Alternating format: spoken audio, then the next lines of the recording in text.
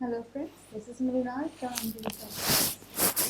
आज आपण इन्कम टॅक्सशी related MCQs MCQs for taxation L3 third session घेणार आहोत. मी ऑलरेडी 2 सेशन्स घेतले आहेत ज्यात मी तुम्हाला बेसिक ऑफ इन्कम टॅक्स आणि त्याच्याशी रिलेटेड MCQs एक्सप्लेन केले आहेत. आजच्या व्हिडिओमध्ये आपण इन्कम फ्रॉम सॅलरी आणि त्याच्याशी रिलेटेड MCQs बघणार आहोत. ओके, स्टार्ट करूया. Types of income. According to Income Tax Act, there are 5 types of income. That income from salary, house property, business profession, capital gain आणि अदर सोर्सेस असे 5 टाईप्सचे income येतात. ह्या 5 टाईप्सच्या इन्कमला आपण मिळून काय म्हणतो, ग्रॉस टोटल इन्कम. त्यातलं फर्स्ट टाईपचं इन्कम जे आहे इन्कम फ्रॉम सॅलरी. तर इन्कम फ्रॉम सॅलरी हे जे आहे त्याचं basis of charge under section 15मध्ये एक्सप्लेन केलेलं आहे. ओके, ह्यात जे आहे to charge the income under this head. Okay, employer relationship should be there. म्हणजे एम्प्लॉयर आणि एम्प्लॉयर असे दोन गोष्टी इथे खूप जास्ती महत्त्वाच्या आहेत. एखादा दुसरीकडे काम करतो आणि त्याला सॅलरी मिळते आहे, ओके, तर ती इन्कम फ्रॉम सॅलरीमध्ये कन्सिडर केली जाते. ती बेसिस त्याचा ड्यू बेसिस आणि रिसिट बेसिसवर चार्ज केली जाते. सॅलरीच्या डेफिनेशनमध्ये खूप साऱ्या गोष्टी आहेत ज्याच्यात wedges, gratuity, pension, allowances, perquisites, तुम्ही ॲडव्हान्स घेतलेली सॅलरी, अशा खूप साऱ्या गोष्टी आहेत ज्या सेक्शन 17(1), ओके, इथे त्याची डेफिनेशन दिलेली आहे सेक्शन 17(1) ती डिटेलमध्ये तुम्ही बघून घ्याल. अजून deduction allowed from income from salary is provided under section 16. तर डिडक्शन म्हणजे काय असतं की तुम्हाला जी काही सॅलरी मिळते त्या सॅलरीवर काही डिडक्शन म्हणजे टॅक्स माफ असतो. ओके, तर त्यात 3 डिडक्शन आहे जे अंडर सेक्शन 16मध्ये दिलेले आहेत. सॅलरीमध्ये काय काय येतं? ओके, सॅलरीमध्ये येतं बेसिक सॅलरी, अलाउन्सेस आणि परक्विजिट्स. बेसिक सॅलरी म्हणजे तुम्हाला जी ठरलेली मूळ सॅलरी आहे ती बेसिक सॅलरीमध्ये येते. त्याच्या व्यतिरिक्त तुम्हाला काही अलाउन्सेस म्हणजे एक्स्ट्रा बेनिफिट दिलेले जातात. त्यात ओव्हरटाईम अलाउन्सेस असेल किंवा डिअरनेस अलाउन्सेस, महागाई भत्ता म्हणतो आपण, सिटी कंपेन्सेटरी अलाउन्सेस असेल, टिफिन अलाउन्सेस असतील, अशा वेगवेगळ्या टाईप्सचे अलाउन्स आहेत. तर अलाउन्सेसचे 3 टाईप्स आहेत, taxable allowances, tax free allowances आणि पार्शियली टॅक्सेबल अलाउन्सेस. याची लिस्ट बुकमध्ये दिलेली आहे.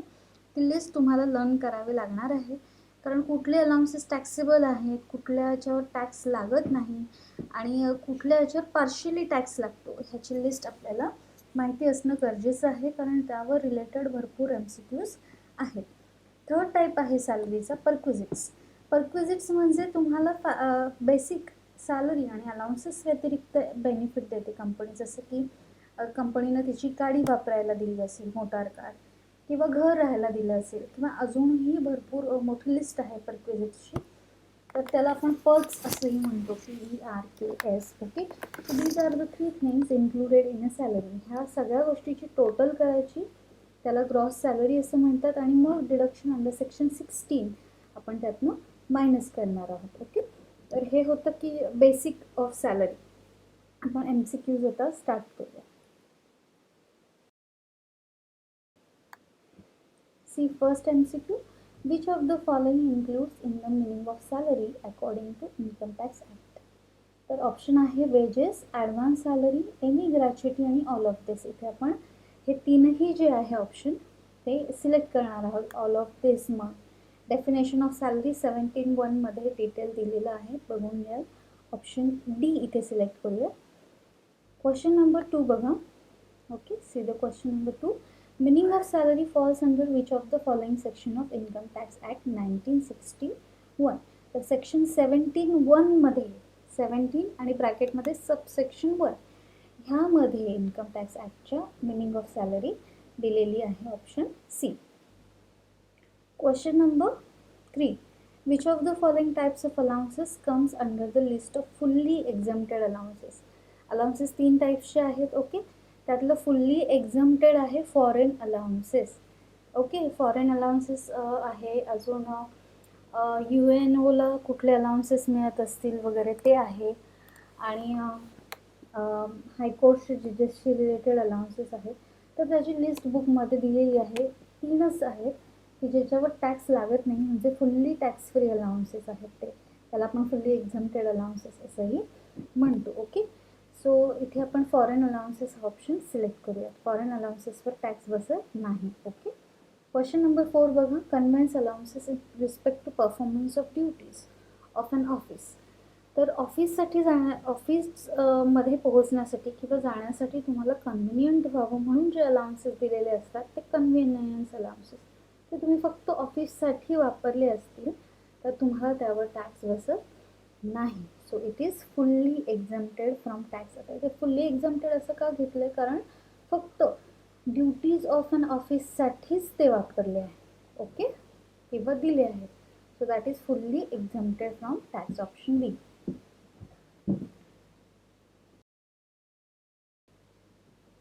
Question number 5 बघा. Standard deduction under section 16(1) available under the head income from salary with effect from assessment year 2020-21. तर ग्रॉस सॅलरी नंतर डिडक्शन 16 आपल्याला मायनस करायला लागतं. डिडक्शन अंडर सेक्शन 16 3 आहे. स्टँडर्ड डिडक्शन आहे, एंटरटेनमेंट अलाउन्सेस आहे आणि प्रोफेशनल टॅक्स आहे. हे 3 डिडक्शन आहे. त्यातलं पहिलं जे डिडक्शन आहे ते एक्झम्प्टेड आहे 50,000पर्यंत. ह्या वर्षी, मागच्या वर्षी होतं ते 40,000. तर इथे आपण 50,000 ऑप्शन सी सिलेक्ट करूया. क्वेश्चन नंबर 6 बघा. Which of the following allowances are taxable. तर टॅक्सेबल अलाउन्सेसची लिस्ट आहे. 10-15 असे अलाउन्सेस आहेत जे टॅक्सेबल आहेत. ओके, तर पण तिथे डिअरनेस अलाउन्सेस तुम्हाला बघायला मिळेल, city compensatory allowances, tiffin allowances, हे तिन्ही अलाउन्सेस जे आहे त्याच्यावर फुल्ली टॅक्स लागतो. Those are the fully taxable allowances. म्हणून इथे आपण ऑल ऑफ दिस हा ऑप्शन सिलेक्ट करूयात. Okay, question number 7. In case of children education allowances, the amount exempt is limited to rupees. Children education अलाउन्सेसचं limitation एक्झम्पशनचं आहे ₹100 per month up to maximum of 2 children. ₹100 per month. आणि जर ते school एम्प्लॉयरचं असेल तर मग तिथे ₹1,000 per month up to maximum of 2 children. Up to maximum of 2 children आहे. ठीक आहे, पण इथे असं काही मेन्शन केलेलं नाही की एम्प्लॉयरचं स्कूल आहे की नाही किंवा त्यांची मुलं त्या स्कूलमध्ये स्टडी करत आहेत की नाही. इट इज सिम्पल क्वेश्चन की चिल्ड्रन एज्युकेशन अलाउन्सेसचं एक्झम्पशन काय आहे. तर it is ₹100 per month up to maximum of 2 children. Option A select करूयात. Okay, next question number 8. Okay, full form of HRA. It is house rent allowances. हा partially exempted अलाउन्सेसमध्ये येतो. Okay, option B. Question number 9 बघा. Which of the following types of provident fund which are fully exempted from tax. तर provident फंडचे 4 types आहेत. Recognised provident fund, public provident fund, statutory provident fund आणि unrecognised provident fund. असे 4 टाइप्समधलं statutory आणि unrecognised हे 2 type आहे ज्याच्यावर tax बसत नाही. तर इथे ऑप्शन ए अँड सी म्हणजे स्टॅच्युटरी प्रॉव्हिडंट फंड आणि unrecognised provident fund are the provident funds are fully exempted from tax. A and C option. Question number 10.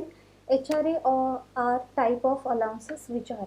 तर HRA हा जो आहे काय आहे, partially exempted allowances आहे. Okay, option C.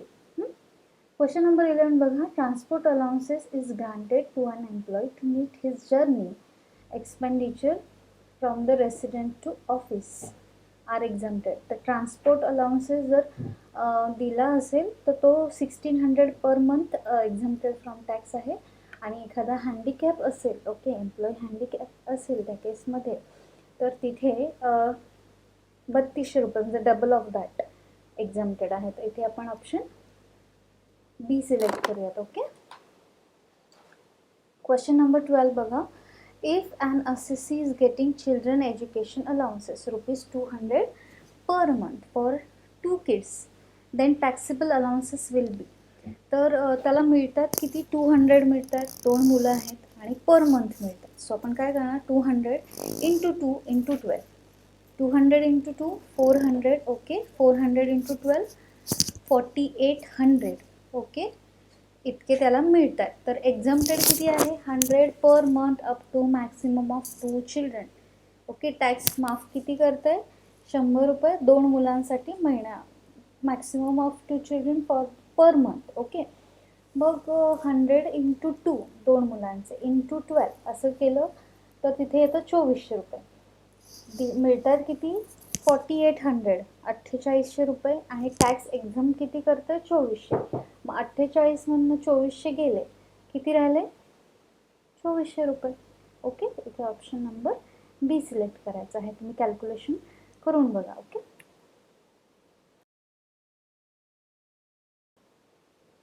Question number 13 बघा. If an assessee received a rent-free furnished house, okay, by the employer at Mumbai, the valuation of house is. म्हणजे इथे आता assessee टॅक्स पेयर जो आहे त्याला एक घर दिलं आहे राहायला. Okay, rent free furnished accommodation दिलेलं आहे, मुंबईला आहे. ओके, आणि मग त्या घराचं व्हॅल्युएशन काय होईल असं सांगितलं आहे. तर हा चार्ट बुकमध्ये दिलेला आहे, valuation of rent free furnished accommodation. जेव्हा ही केस येते आणि घर हे मेट्रो सिटीमध्ये आहे, Mumbai is a metro city, त्यावेळेस आपण व्हॅल्युएशन किती घेतो 15% ऑफ सॅलरी. ते चार्टमध्ये दिलेलं आहे. ओके, क्वेश्चन नंबर 14 बघा. Free gas, electricity and water provided bye employee is dash dash in the hands of assessee.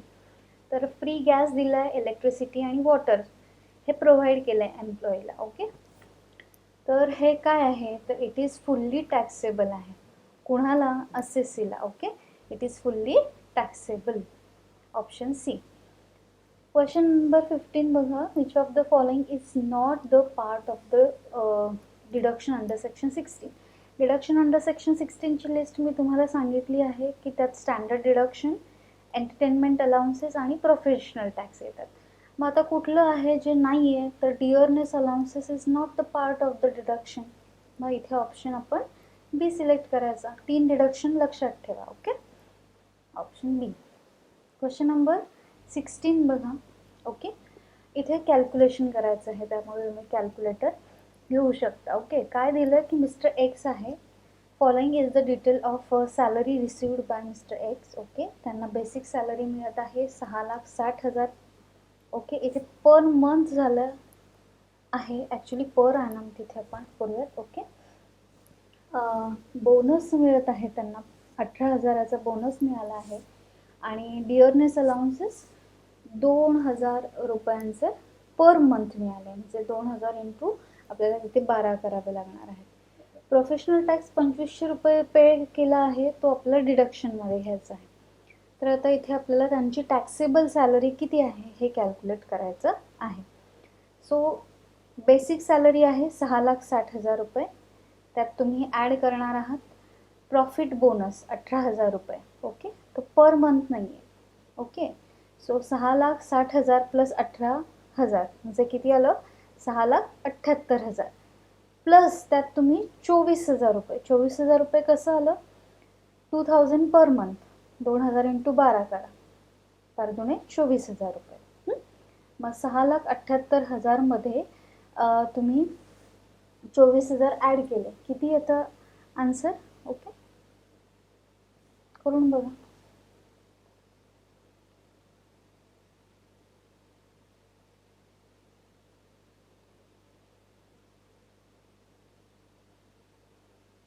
बघा 6,60,000 ओके प्लस 18,000 रुपये प्लस 24,000 रुपये. ओके, तर तुमचे आता आन्सर आलं असेल, ग्रॉस सॅलरी आली आहे तुमची 7,02,000 रुपये. ओके, त्यातनं तुम्हाला प्रोफेशनल टॅक्स पेड हा मायनस करायचा आहे, म्हणजे 2,500 रुपये तुम्ही मायनस केले. पण अजून एक डिडक्शन जे यात दिलेलं नाही, स्टँडर्ड डिडक्शन 50,000 रुपये, ते सुद्धा तुम्हाला यातनं मायनस करायचं आहे. ओके, आणि ते सगळं मायनस करून आन्सर तुमचं येणार आहे 6,49,500. ओके, तुम्ही हे कॅल्क्युलेटरवर करून बघा. असे स्मॉल क्वेश्चन्स नक्कीच एक्झाममध्ये विचारतात. ओके, डिडक्शन्स कोणकोणते आहेत? स्टँडर्ड डिडक्शन, प्रोफेशनल टॅक्स आणि एंटरटेनमेंट अलाउन्सेस. स्टँडर्ड डिडक्शन क्वेश्चनमध्ये जरी नाही दिलं तरी 50,000 रुपये आपल्याला ग्रॉस सॅलरीमधनं मायनस करावेच लागतात. ऑप्शन इथे सी आपण सिलेक्ट करणार आहोत. Okay, next, see the question number 17. Okay, if an employee contributed to rupees 4,000 per month in RPF, recognized provident fund, an employer should also contribute. तर रूल असा आहे की जितकं एम्प्लॉई कॉन्ट्रीब्यूट करतो RPFमध्ये तितकीच अमाऊंट एम्प्लॉयरनं सुद्धा कॉन्ट्रीब्यूट करणं it is mandatory. Okay, so इथे ऑप्शन नंबर ए सिलेक्ट करूया, ₹4,000. आता इथे बघा, जर 2,000 मी कॉन्ट्रीब्यूट केलं तर एम्प्लॉयरला सुद्धा 2,000च कॉन्ट्रीब्यूट करायला लागणार. 3,000 केलं तर एम्प्लॉयरला सुद्धा 3,000च करायला लागणार. ओके, क्वेश्चन नंबर 18 बघा. Motor car 1800 cc provided by employer whose running and maintenance expenses are also borne by him for personal and office use. Okay, तर आता इथे मोटार कार दिलेली आहे एम्प्लॉयरनी आणि खर्चही एम्प्लॉयरच करतोय. मोटार कारचा यूज काय आहे? पर्सनल आणि ऑफिससाठी. ह्या सगळ्या केसमध्ये जेव्हा मोटार कार एम्प्लॉयरची असते, खर्चही एम्प्लॉयरच करतो आणि ऑफिस आणि पर्सनल यूजसाठी ती मोटार कार वापरली जाते, तेव्हा त्याचं व्हॅल्युएशन दोन पद्धतीने होतं. एक तर 2,400 रुपये किंवा 1,600 रुपये. मग 1,600 केव्हा घेऊ आणि 2,400 केव्हा घेऊ? तर कारची कपॅसिटी जी आहे त्याच्यावर डिपेंड करतं की कारची कपॅसिटी ही 1,600 cc पेक्षा कमी असेल तर तुम्ही 1,600 रुपये घ्या. ओके, आणि 1,600 पेक्षा जास्ती असेल तर मग तुम्ही तिथे 2,400 घ्याल. इथे आपल्याला 1800 cc म्हणजे 1,600 पेक्षा जास्ती आहे असं ऑलरेडी तिथे सांगितलं आहे, म्हणून आपण 2,400 रुपये सिलेक्ट करणार, ऑप्शन बी. ओके, क्वेश्चन नंबर 19 बघा. Interest on loan taken for employees on education. त्यानं स्वतःच्या एज्युकेशनसाठी लोन घेतलं आहे आणि त्याच्यावरचं व्याज जे आहे. ओके, तर हे जे लोन आहे प्रोव्हाइडेड बाय द एम्प्लॉयर आहे, म्हणून इथे आपण काय घेणार की त्याच्यावर टॅक्स बसत नाही, लक्षात घ्या. Okay, option A. Question number 20 बघा. If an employers provide rent free furnished accommodation to the employ. घर दिलं राहिला, रेंट फ्री फर्निश्ड म्हणजे रेंट घेणार नाही आहे तो स्वतः आणि फर्निचर पण दिलेलं आहे त्या घरात. ओके, असं एम्प्लॉयरनी एम्प्लॉईला फॅसिलिटी दिलेली आहे, तर ती काय असते? Okay, then it is consider as perquisites. Okay, तर घर किंवा मोटार कार दिली असेल तर ते पर्क्विजिट्स पर्क्समध्ये येतं. ओके, ऑप्शन डी इथे सिलेक्ट करूया.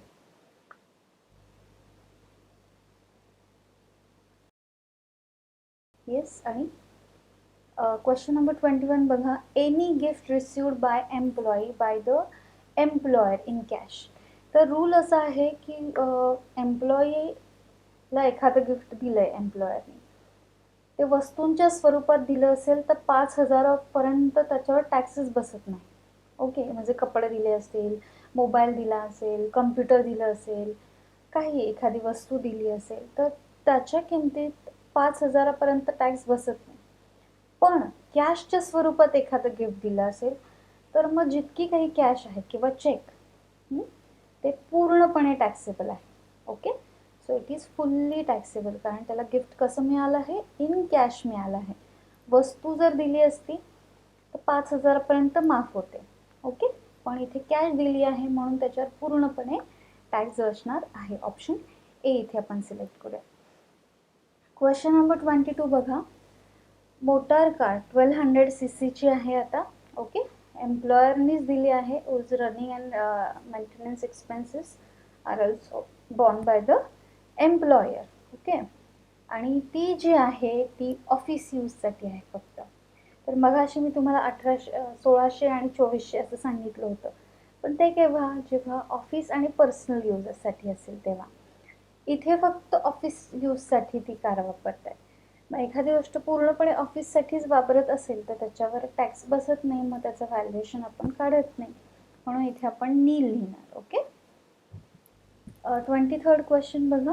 Any allowances granted to an employee to meet the hostel expenditure of his child, okay, is exempt from tax to the extent of.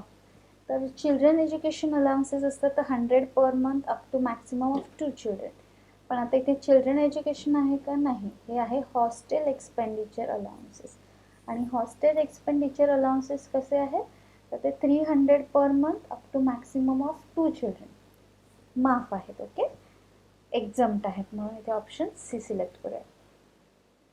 Question number 24. Okay.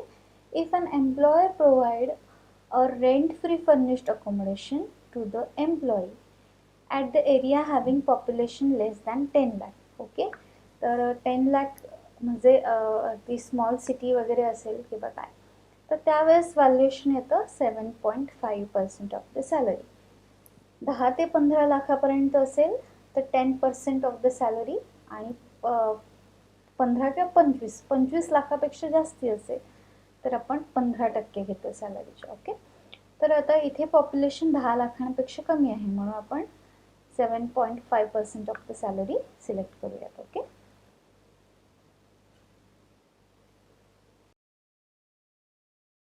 तो हे सगळं होतं income from salary आणि त्याच्याशी related MCQs. Okay, तुम्हाला अजून काही doubt असतील ह्यात मी जे काही एक्सप्लेन केलं आहे त्यात तुम्ही मला प्लीज कमेंट करून कळवा. नेक्स्ट सेशन मी रेसिडेन्शियल स्टेटसवर नक्कीच घेण्याचा प्रयत्न करेन. ओके, हे सगळे पुन्हा बघा, लिहून काढा आणि पाठ करा. Okay, all the best for your preparation. See you soon. Thank you.